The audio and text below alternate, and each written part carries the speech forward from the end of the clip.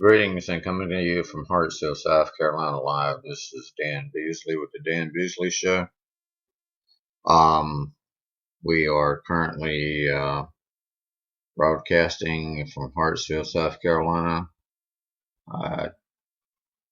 Today is 4/30/2013. It's Tuesday. And I'd like to make a declaration of a comment, if I may, before we get started.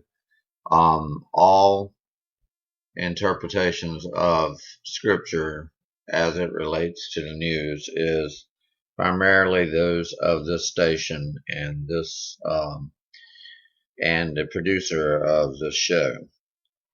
So therefore, it is advisable for you to read the material as it's given, as it's referenced, for you to read and interpret for your own self and for your own benefit.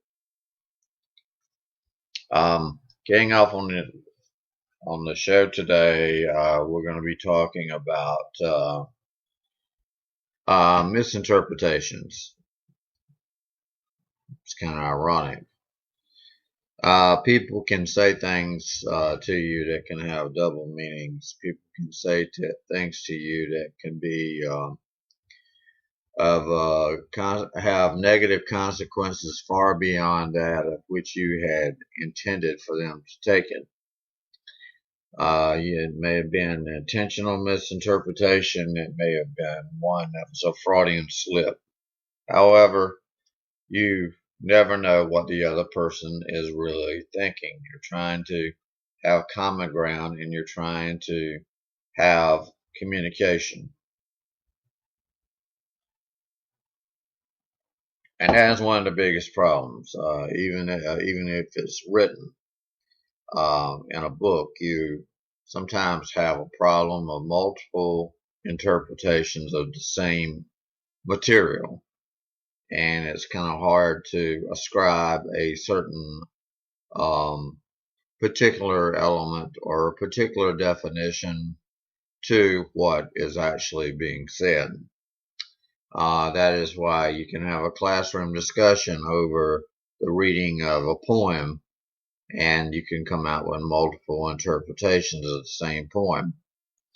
You have to find out what the person was actually in the frame of mind when he or she made the statement, and then it has to be carefully scrutinized and it has to be filtered, and then you have to go back and see if it logically fits in with the rest of what is being said. Otherwise, it's being taken from context.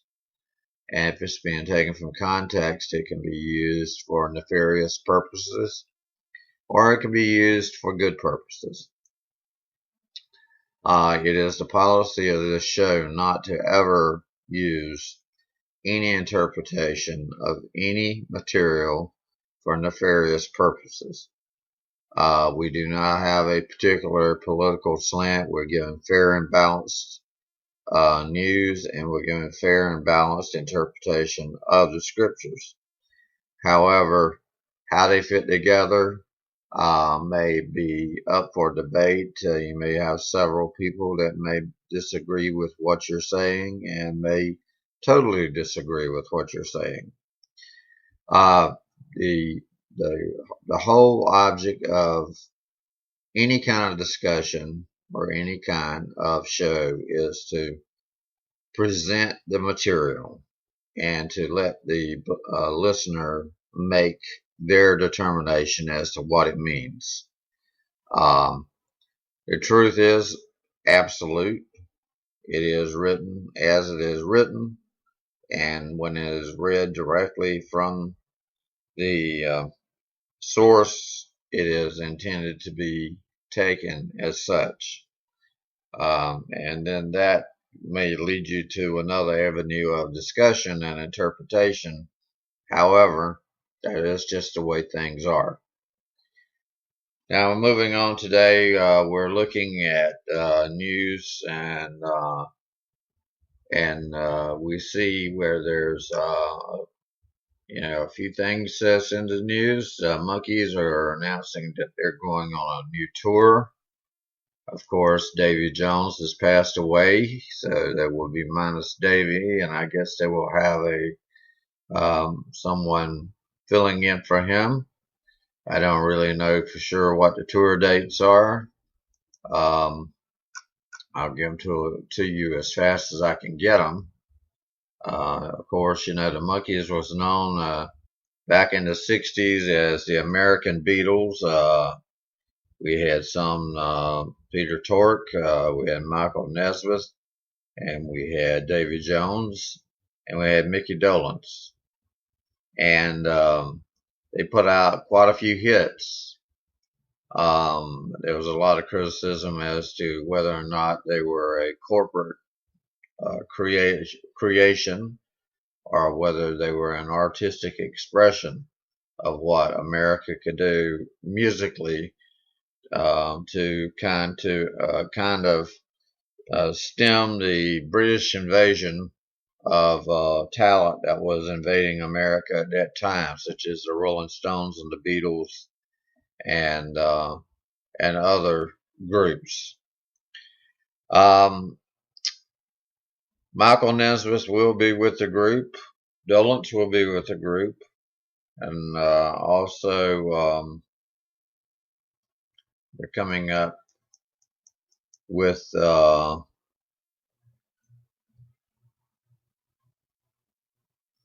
someone called David.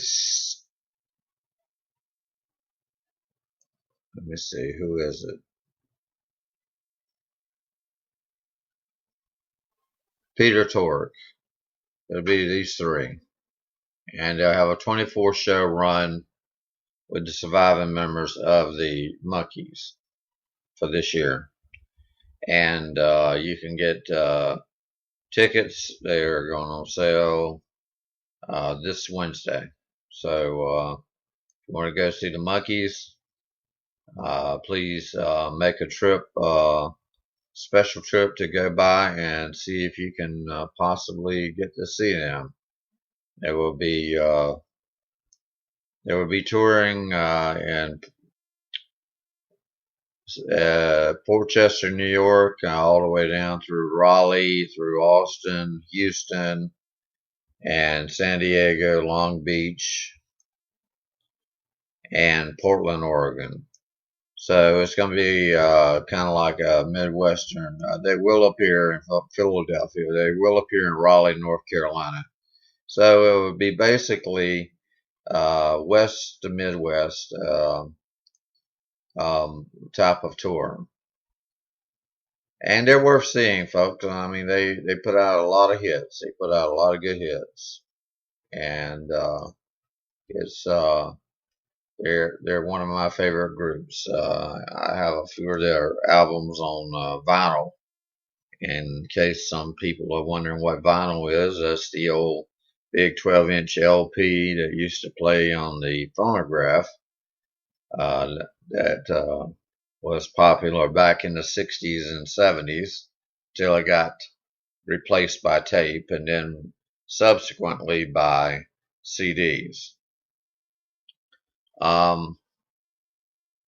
What else do we have in the news today? We have Jack Shea passed away. Jack Shea was a TV director and former DGA president. Jack Shea was 84 years old. He was a sitcom director at the Ex Directors Guild, and he directed popular sitcoms such as The Jeffersons. So we're going to be missing Jack and his talent. Also, Phil Jackson. Phil Jackson has cancer. He has not passed away, thank God. But he's been given a prostate cancer diagnosis.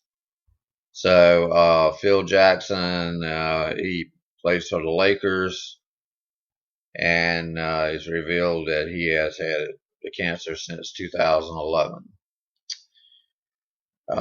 playoffs. So the additional additional part of the news is we have news that Zeta Jones is bipolar. And who isn't these days? Bipolar disorder. She's back in the clinic for bipolar disorder. Catherine Zeta Jones, she returned back to the treatment center and trying to get treatment for bipolar 1 disorder. For those of you who do not know much about bipolar, bipolar is a common ailment that afflicts a lot of people, and it's measured in a lot of graduations, such as 1 through 10. So she has 1, and I don't really know if 1 is the worst or if 1 is the least. But she has 1, so she's checked herself back in, and we wish her the best on her recovery. Coming back, we're finding out that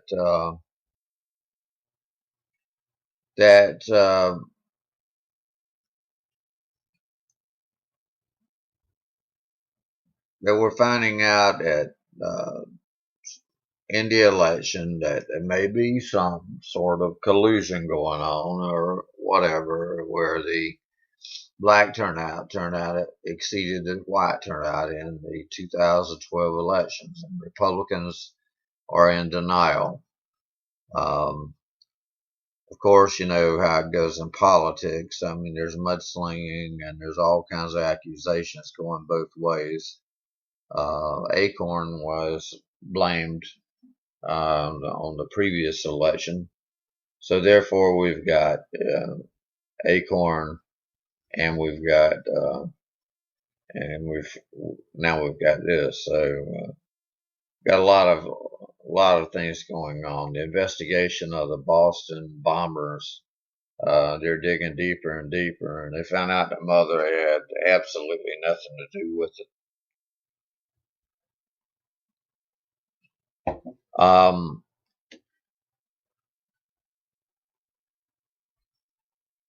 There is a Arizona bill requiring the resale of buyback guns that has been signed, and so they're not going to be destroying these guns. They're going to be reselling these guns. So even though they did pass a buyback program, they're actually going to do a resale back on these guns. And who knows? Maybe this is just an indirect way of getting a list of who owns what. I mean, who knows? It's just my opinion, and that's it. Doesn't go any further than that. But anyway, we have that in the news. We also have in the news a man with Tourette's syndrome that was banned from a plane for saying the word bomb. You have enough problems, getting from point A to point B whenever you're flying, and getting from your gate, from one gate to the other. And now you're having to contend with things such as this, and it's just very, very disconcerting as far as the way things are the way things happen whenever you're going through a very stressful period, and you have people yelling the equivalent of fire in a theater. Of course, the man could not help it because he does have a disability, so we have to give that consideration as well. Another thing that's in the news today is we have a task force calling for routine HIV testing of all adults. Julie Steinheisen of Chicago, Reuters, and is reporting that influenza